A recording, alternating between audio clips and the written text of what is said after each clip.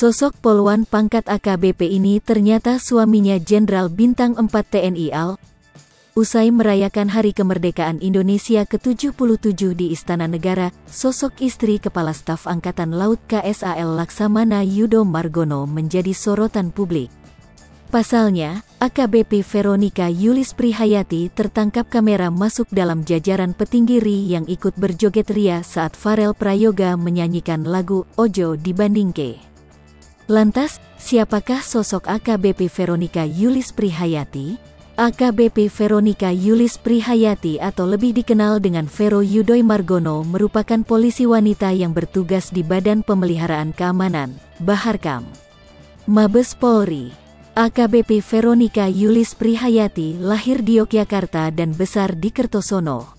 AKBP Veronica Yulis Prihayati aktif di berbagai kegiatan pembinaan Persatuan Istri-Istri Tentara TNI Angkatan Laut dan menjabat sebagai Ketua Umum Jala Senastri. AKBP Veronica Yulis Prihayati juga aktif dalam membuat gerakan emansipasi wanita di Indonesia. Selain itu, AKBP Veronica Yulis Prihayati berperan aktif dengan memberi bantuan alat pelindung diri, APD, kepada awak KRI TNI AL.